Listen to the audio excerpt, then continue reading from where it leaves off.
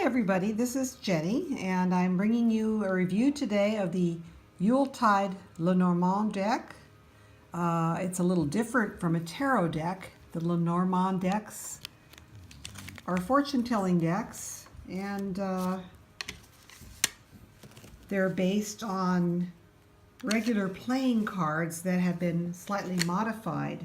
This is based on the system of a lady, Mademoiselle Lenormand, in the 1860s, I believe she lived, and she used regular playing cards, and she ascribed certain values to some of the cards, certain keywords or certain images, and she used them for cartomancy at that time.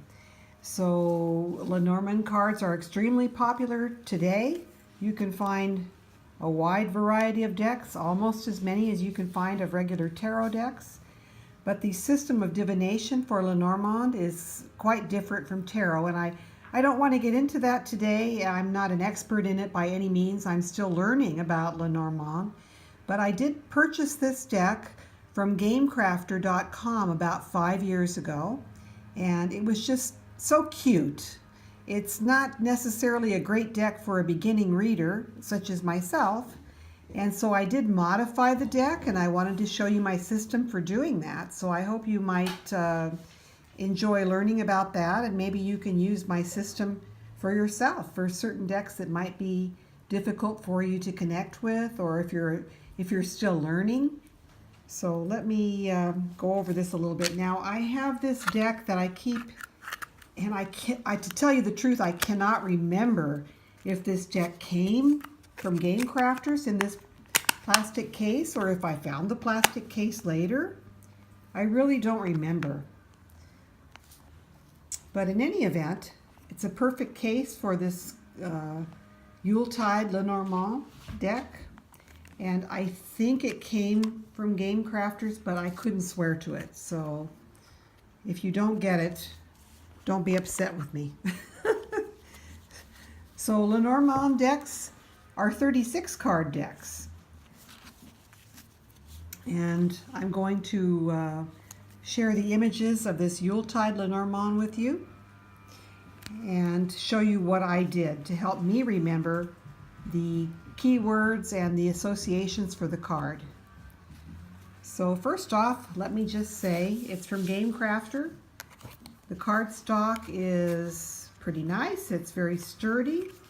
The deck size is small enough that you could do a grand tableau if you preferred to do that, or you can just do a couple card reading.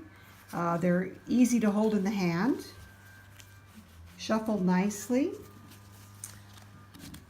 and I'm not going to shuffle them, and you'll see why in a minute, but I do enjoy this deck. I think it's very pretty. I've always been a big fan of Yuletide and Christmas. So this deck really called to me and I had to buy it, even though I don't know a lot about Lenormand. But let's go through. Okay, let me show you what I did. The cards come to you without any keywords,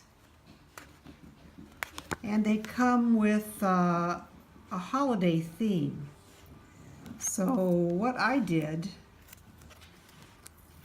I took your regular Post-it notepad,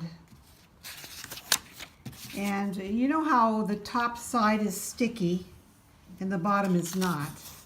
So what I did was I wrote the card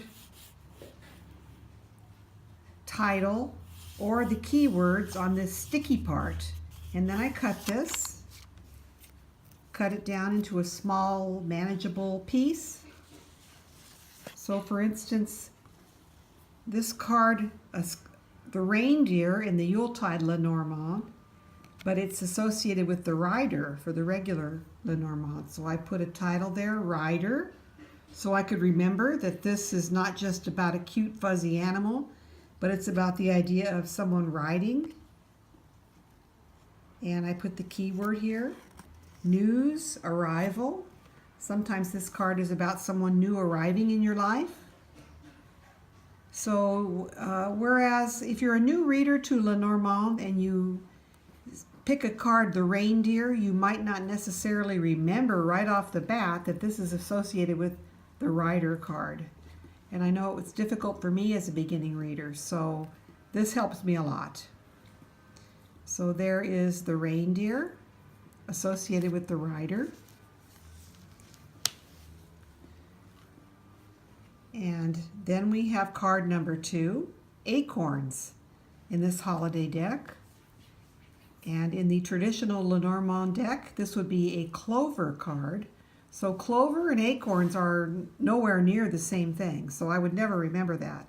I had to go ahead and put the keywords of luck and reward down below here, and clover, so that I could remember that this card is associated with luck and reward, and it would be associated with the clover card of a traditional Lenormand, but in this holiday deck, it's represented by acorns. And even though it's difficult for me to read with this, and I have to really get used to the different images, I love this deck. I think it's so pretty. I'm a fan of all things Christmas and Yule. Okay, number 3 in this deck is Sleigh. In the traditional Lenormand, it would be a ship, and it would relate to travel or commerce. So I've stuck my little reminders on here so that I don't forget while I'm learning. Okay, next up we have home, which is quite similar to traditional Lenormand. We have home, which would be house, and representative of family, property, stability, that sort of an idea. Number 5, I'm sorry, we have it's the tree card, but in this deck it's the evergreen, and this is representative of health. It can also represent growth, the passage of time, the tree, or the evergreen. Next we have card number 6, the same no matter which deck you're looking at, Lenormand or the Yuletide Lenormand, clouds. And we do not have, the other Lenormand decks would have like a light and a dark side of the clouds. This sort of has that. I guess this is the darker side down here, the lighter side up here. So if you read that way, this would work for you. Clouds, doubt, fear, confusion. And Lenormand cards are not read individually, like we're going through them here. They're read in combinations. So if you're interested in that, you need to find a video about how to read the cards, the Lenormand cards. And eventually I'll do one of those when I've learned a little more. For now, there are websites, learnlenormand.com, cafelenormand.com. There are several sites, so go online and check it out. Now this card, number 7, would traditionally be the snake. And sometimes the snake is referencing an older woman or a woman who is perhaps a seductress, or the other woman in a love triangle.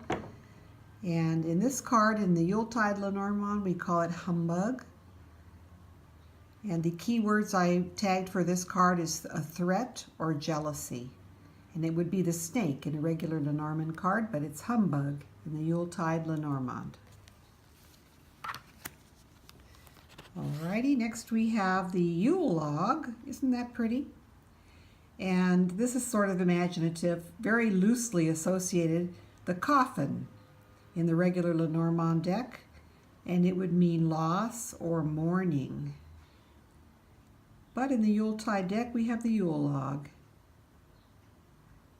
And I can kind of associate that in my mind with the coffin, because as the log burns, it's consumed and it's gone and it transforms into something else, so it works. The coffin or the Yule log. The next card we have in Yuletide Lenormand, this is also a stretch for me.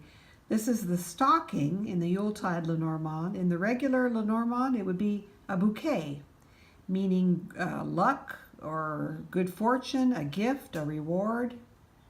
And I guess as the Christmas stocking, you can carry through the idea of a gift or a reward. So that works. But it's not a bouquet by any stretch of the imagination. The stocking, a gift or a reward. Alrighty, then for the scythe, we do have Father Time with his scythe, so that's not too hard to relate to.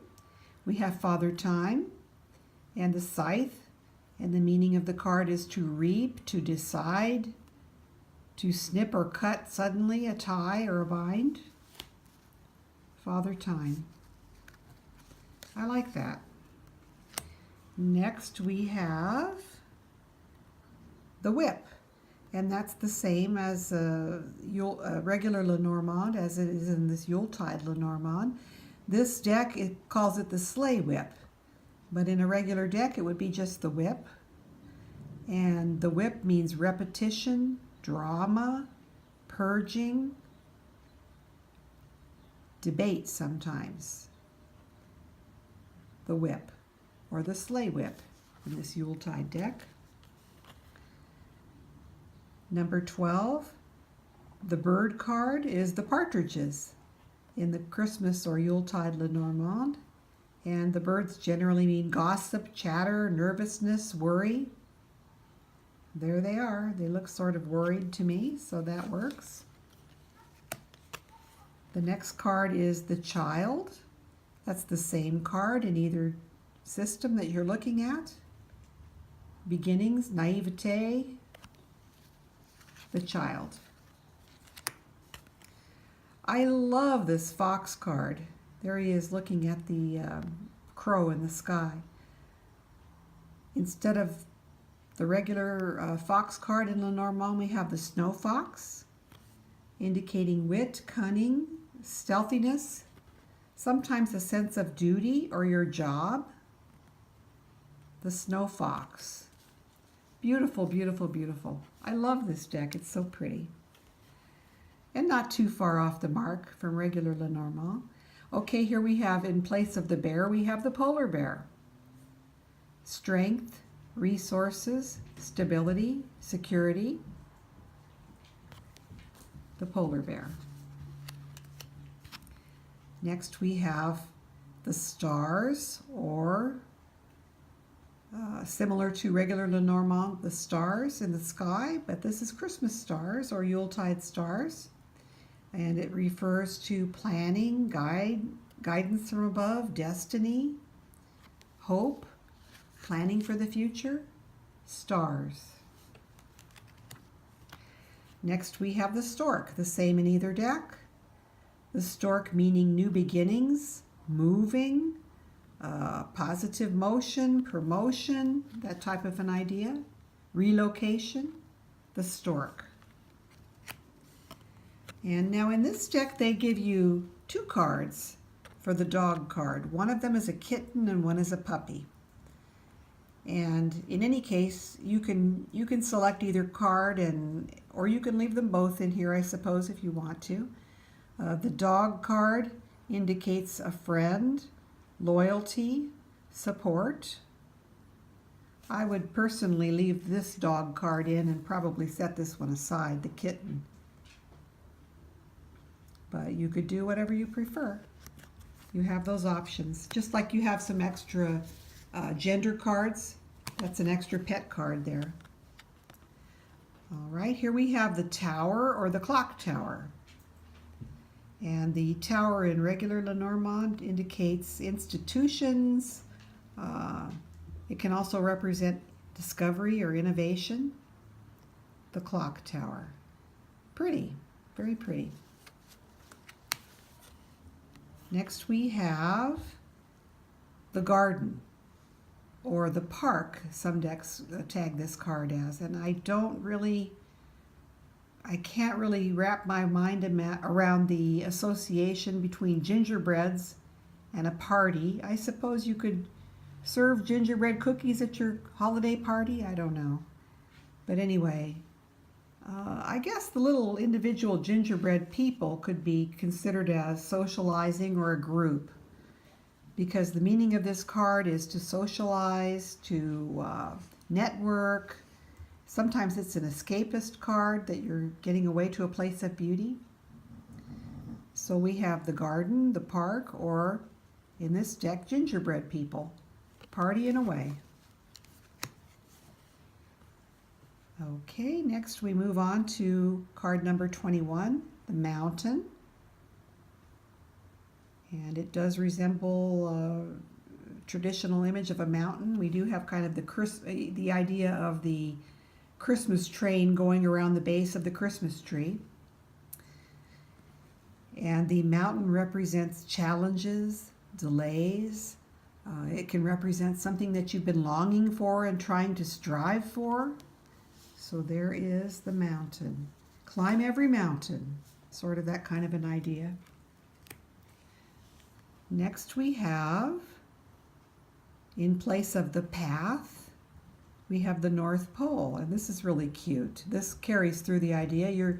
You've got the directional sign, so you're choosing your path. You're making a decision, a choice. North Pole, going north or south. Whichever way you go is going to be south when you leave from the North Pole.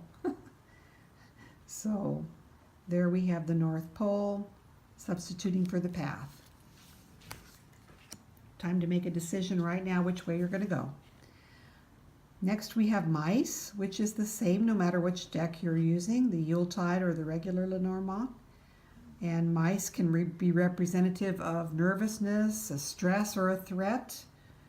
Something eating away at your other card, whatever card is surrounding it. It's sort of like a negative subtraction card.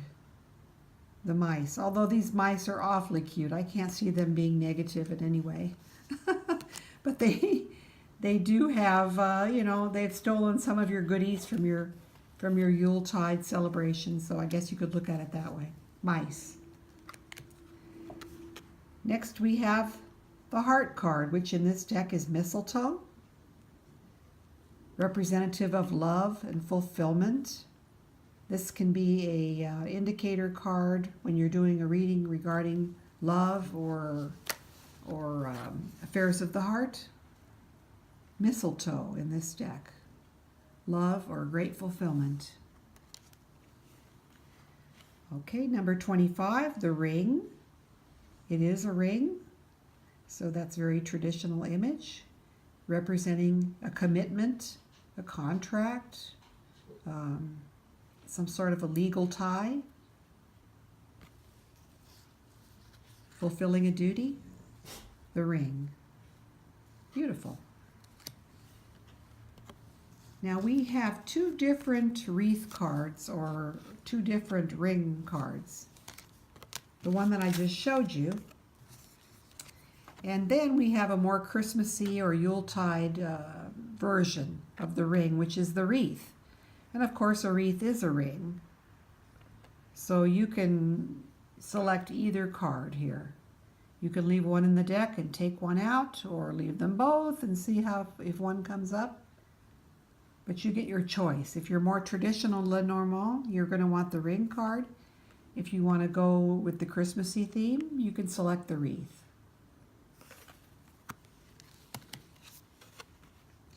Next we have the book, which in this deck is the storybook, and it indicates hidden knowledge, secrets, learning. The book. Then we have number 27. In place of a letter, we have a greeting card, which represents news, correspondence, interaction, communication, but more along the lines of communication like mail or email, that type of a communication. The greeting card or the letter. Here we have a couple representations of the man. We have the gentleman, Victorian picture, very nice, or you can have the snowman. Either card. It's sort of the indicator card for the male or for the man in the reading. Now here we have the cards representing the woman. We have either a lady or a snow lady. Take your pick. Or you can leave them both in there if you're doing a reading for a single gender couple. In place of the lily, we have the poinsettia. The lily represents sometimes passion and sex, peace, wisdom. The lily or the poinsettia. Beautiful. In place of the sun, we have the fireplace. The sun indicates power, energy, strength, endurance, similar to the hearth fire here. So the fireplace or the sun. Next we have, in place of the moon, we have the midnight moon with our St. Nicholas and his reindeer crossing the moon.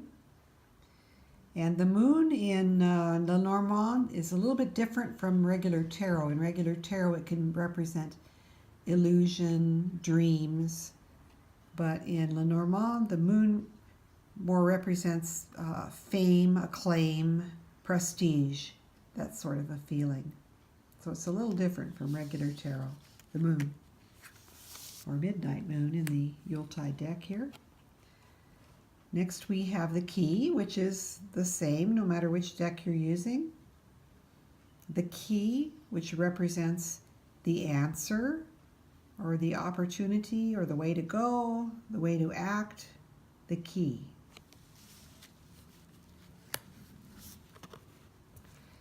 Instead of fish, we have goldfish, representing wealth, abundance, flowing opportunity, that sort of a thing.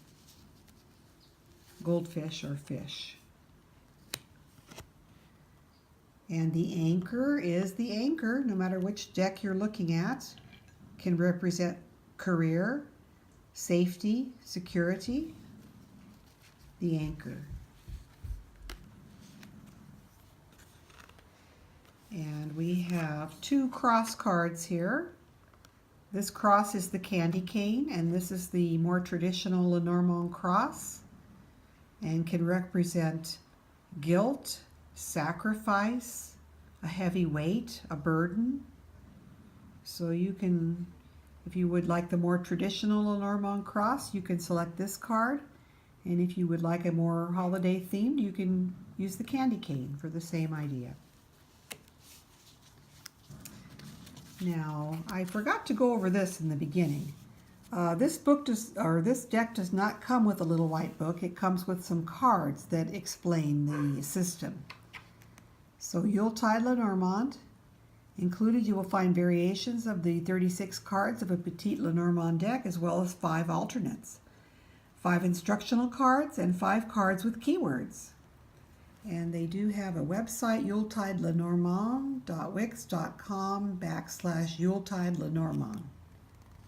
Copyright 2013.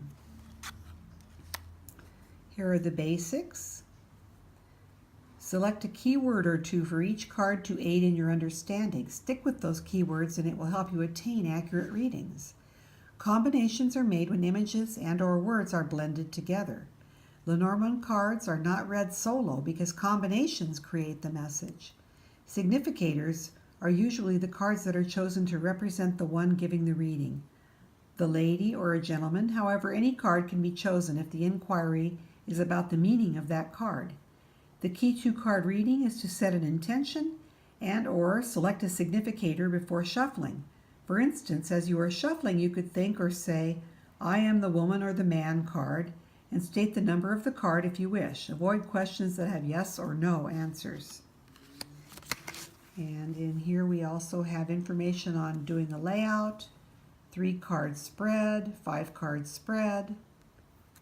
I'm not going to go into every little detail.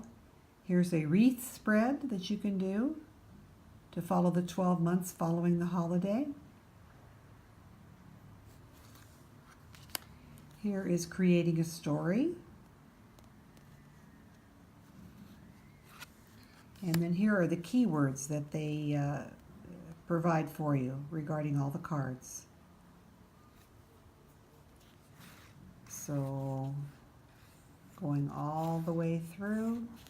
So you don't have to do like I did. You don't have to put the keyword on the card. You can refer to the cards that give you the keywords, but I had a preference for doing it this way because I don't like to have to refer continually to the guidebook or the other cards that tell you the keywords.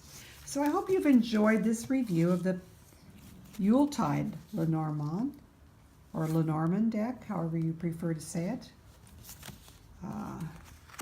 It's a deck that I really enjoy. I think it's very cute. I'm still learning to read Lenormand. And with the upcoming holiday season, I'm probably going to use this quite a bit. So thank you for watching. If you can give me a thumbs up, like, and subscribe, I'd appreciate it. And we'll talk to you next time. Good night.